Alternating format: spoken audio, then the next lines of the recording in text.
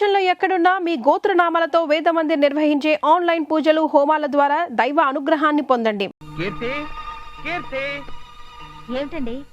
నేను ఇంటి సంగతులు ఏమీ పట్టించుకోవట్లేదన్నావుగా, ఇప్పుడు చూడు, హెయిర్ ఆయిల్ దగ్గర నుంచి నెయిల్ పాలిష్ దాకా మొత్తం అన్ని తీసుకొచ్చేసాను. ఇవన్నీ నేను తెమ్మనలేదే. నువ్వు తెమ్మంటే నేను తేవడం మామూలే, కానీ బాధ్యత గల ఇంటి యజమానిగా ఇవన్నీ తీసుకురావడం నా ప్రథమ కర్తవ్యం. అమ్మగారు గ్యాస్ అంటే ఇప్పుడు నేను చెప్పినంత గ్యాస్ అని నీ ఉద్దేశమా? అది కాదండి, ఇంట్లో గ్యాస్ అయిపోయిందని కొత్త సిలిండర్ కావాలని అమ్మగారికి చెప్తున్నానండి. ఏది ఏమైనా ఈ మధ్య నువ్వు కొంచెం ఎక్కువ తోక దాడిస్తున్నావురా. ఇలా రా.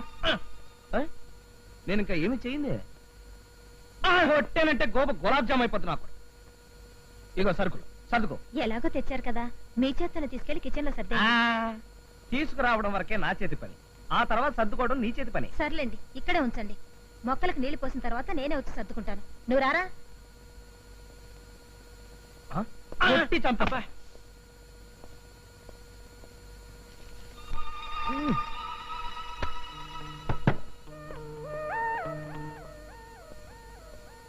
డూప్లికేట్ డైరీ చదివాక కీర్తి రియాక్షన్ ఎలా ఉంటుందో చూడాలి.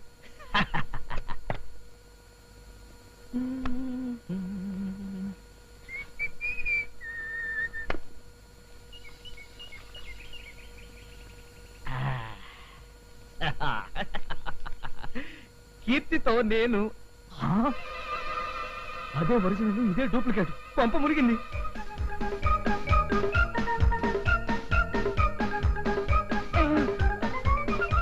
అదేమిటండి కట్టేస్తూనే వచ్చేసారు? చల్లటి గాలి కోసం ఎవరి పని వాళ్ళు చూసుకోండి. అమ్మగారు డైరీ.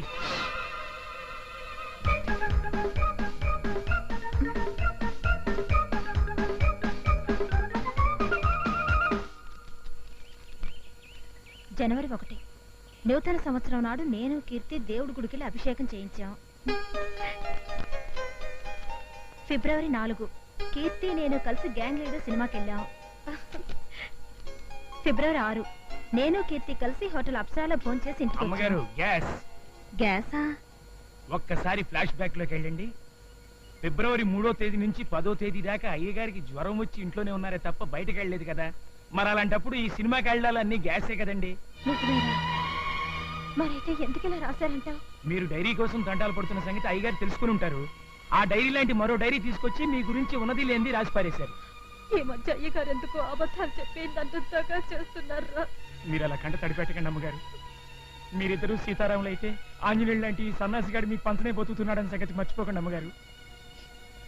ఉంటే మాత్రం నువ్వేం చేయగలవు? అనకండి అమ్మగారు. అయ్యగారిది సాయంకాలం సింగారం కాదు, తెల్లారి గట్ల తతంగం కదా. రేపటి నుంచి జాగింగ్ కి నన్ను కూడా పంపించండి. అయ్యగారి సంగతి ఏమిటో తేల్చి పారేస్తాను. కీర్తి, నేను జాగింగ్కి వెళ్ళొస్తాను. అమ్మగారు నేను కూడా వస్తానండి. సరే. నువ్వెక్కడికి రా. కొట్టానంటే గులాబ్ జామ్ అయిపోతున్నా. ఆ చూపేంట్రా నువ్వెక్కడికి? మార్నింగ్ వాకింగ్ అండి. పెళ్లికి వెళ్తూ పిల్లిని చక్కర పెట్టుకెళ్ళినట్టుగా వాకింగ్కి వెళ్తూ మళ్ళీ నువ్వు ఒకడవే నాయనకాల. ఇప్పుడు మీరు వెళుతున్నది పెళ్లికేం కాదుగా.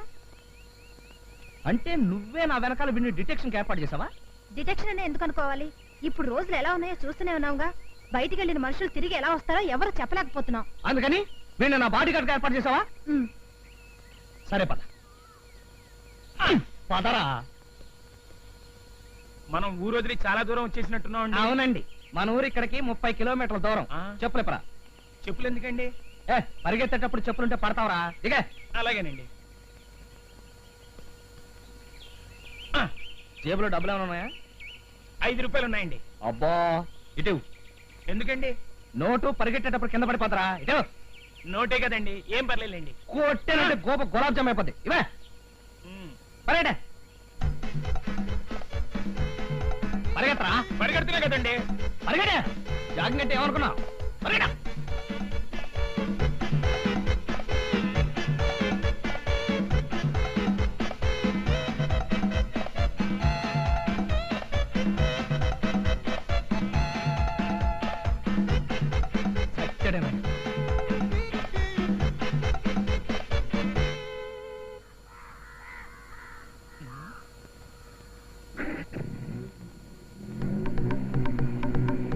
అయ్యగారండి, అయ్యగారండి, అయ్యగారండి.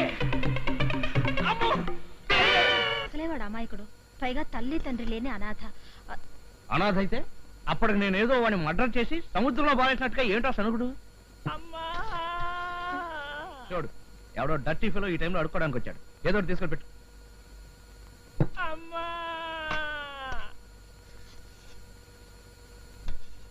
అయ్యా వస్తుందిరా. అమ్మా అమ్మా తీసుకో. ఆ, నేను అడుక్కునేవాడిని కాదమ్మా, సన్నాసిని. సన్యాసి నువ్వా? ఆ, ఎరా రాస్కెల్, జాగింగ్ కని వచ్చి ఎక్కడ పారిపోయావరా? నేను పారిపోయినా. నువ్వు కాకపోతే నేనా వెతలేక చచ్చాను. అది కాదండి మీరు. నోర్మై! కొట్టానంటే గోప గులాబ్ జామ్ అయిపోద్ది. నోరు తెరిస్తే అన్ని అబద్ధాలే. ఇంకెప్పుడు జాగింగ్ వచ్చి నన్ను టెన్షన్ లో పెట్టక. ఆ, చూడండి అమ్మా, అమ్మా నన్ను 30 మైళ్ళ దూరం తీసుకెళ్లి కాళ్ళకి చెప్పులు లేకుండా నా జేబులో డబ్బులు తీసేసుకుని వదిలేసింది చాలక పైగా నాదే తప్పంటూ ఎలా డబ్బా ఇస్తున్నారో చూసారా అమ్మా? చూడపోతే ఇదంతా ఈయనే కావాలని ఆడుతున్న నాటకంలా ఉంది. అయితే మీరు ఊరికి వెళ్ళక తప్పదా? తప్పదు కాబట్టి వెళ్తున్నాను స్వాతి. ఎన్ని రోజులు? 168 రోజులే కాదు, గంటలు. అంటే ఖచ్చితంగా వారం రోజులు. ఉద్యోగరీత్యా నేను ఎన్నోసార్లు క్యాంప్కి వెళ్ళాను, కానీ ఈసారి ఎందుకో చాలా బాధగా ఉంది. అయితే ఏదో కారణం చెప్పి వెళ్ళడం మానేయండి. అది కుదిరితే ఇంకే, కానీ అంతకన్నా సూపర్ డూపర్ ఐడియా వచ్చింది. ఒక వారం రోజులు సెలవు పెట్టి నువ్వు కూడా నాతో పాటు వచ్చాయి. స్కూల్లో పిల్లలకి స్పోర్ట్స్ జరుగుతున్నాయండి. ఇప్పుడు నాకు సెలవు ఇవ్వరు. It's my bad luck.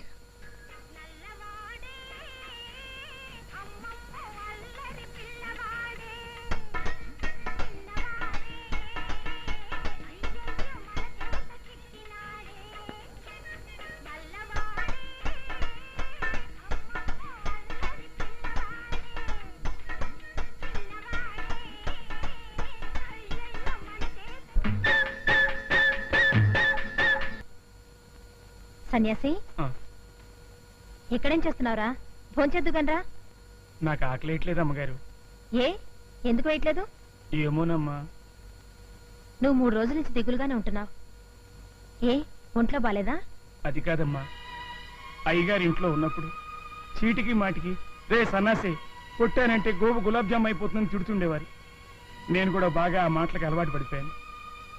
అలాంటిది 3 రోజుల నుంచి అయ్యగారి ఇంట్లో లేకపోయేసరికి నాకు తిన్న తిండి సహించట్లేదు, నిద్ర పట్టడం లేదు, అసలు ఏం తోచట్లేదు అమ్మగారు. అవునరా, నాకు అలాగే ఉంది. ఆయన ఏదో ఒకటి మాట్లాడుతుంటే నాకు ఉత్సాహంగా ఉండేది. ఇప్పుడు ఆయన ఊళ్ళో ఏం చేస్తున్నారో ఏమో. శ్రీమతి Keerthi, Narayana street, Daba Gardens, Visakhapatnam. Correct. Miss Swathi, Dwaraka Nagar, 2nd street, Visakhapatnam. ఇది కరెక్టే. కీర్తి, అయ్యగారు ఇంకా పడుకోలేదా? రేయ్, కొట్టానంటే గోప గులాబ్ జామ్ అయిపోతే తప్ప.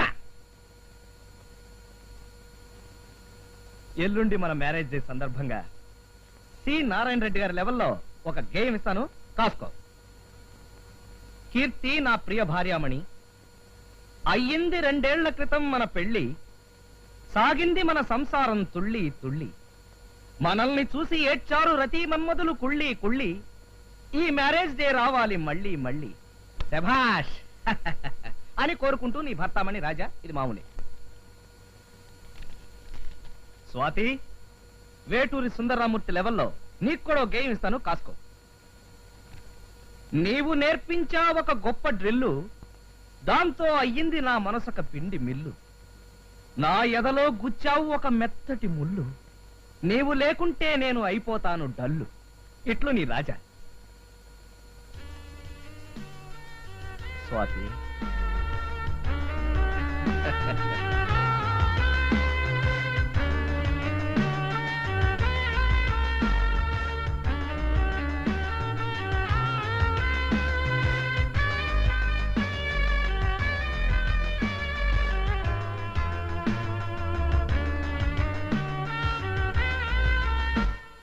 బాయ్ సార్, ఈ 2 కవర్లు అంటించి పోస్ట్ చేయి.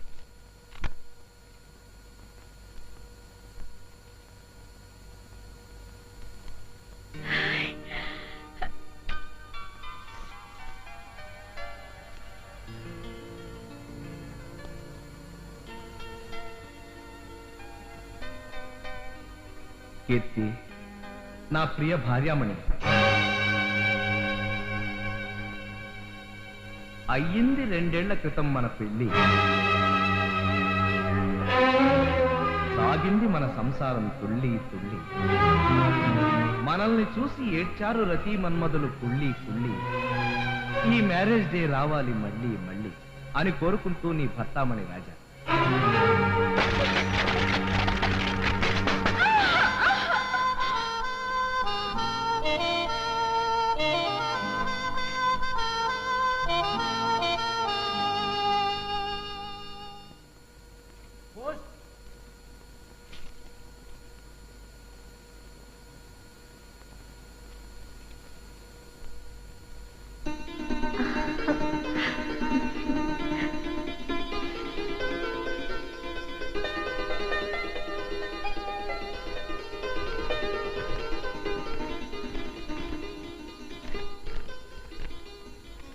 డియర్ స్వాతి, నీవు నేర్పించావు ఒక గొప్ప డ్రిల్లు.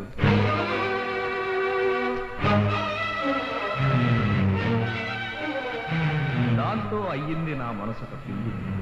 నా ఎదలో గుచ్చావు ఒక మెత్తటి ముళ్ళు. నీవు లేకుంటే నేను అయిపోతాను తల్లి. ఇట్లు నీ రాజా.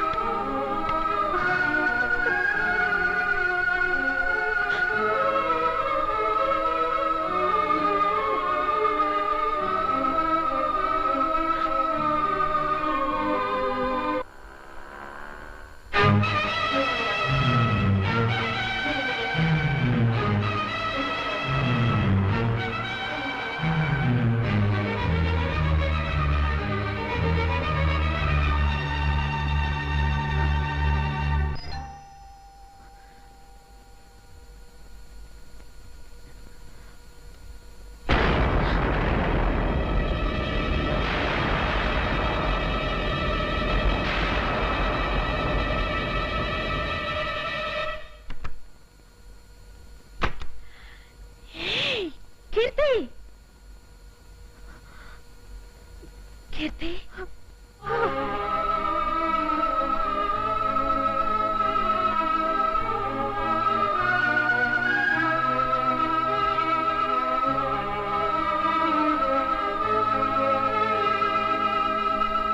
మీరేనా కీర్తి? అవును. మీకు లెటర్. ఎవరు? Wow, what a good smell. ఇది ఇలా ఘుమఘుమలాడడం చూస్తుంటే డెఫినెట్ గా ఇది లవ్ లెటర్ అయి ఉంటుంది.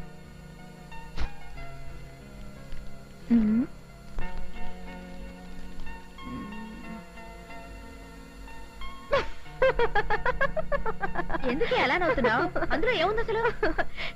ఎవరో కళ్యాణట నన్ను గాఢంగా ప్రేమిస్తున్నాడట. నేను పెళ్లి చేసుకోకపోతే రైలు కింద పడి చచ్చిపోతాడట. బాగుంది. ఇంతకీ ఎవరా కళ్యాణ్? కళ్యాణ్ అంటే నేనేనండి.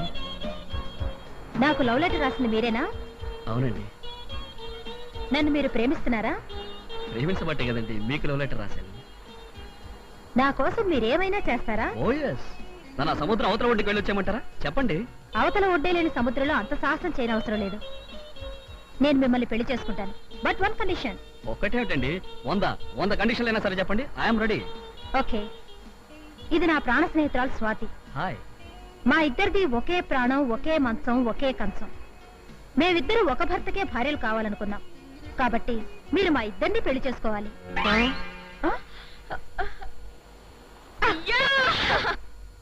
కీర్తి, ఆనాడు ఏదో నవ్వులాట కన్న మాటని నువ్వు నిజంగా అమలు జరిపేశావు అన్నమాట. కీర్తి, కీర్తి ఆగు! కీర్తి, కీర్తి ఆగు!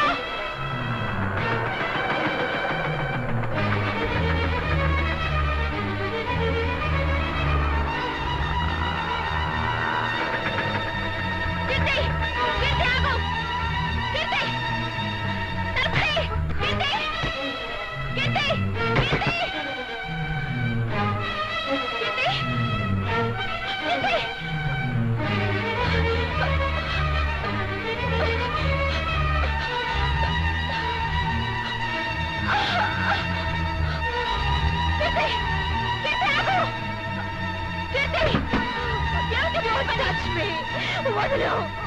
Are you mad?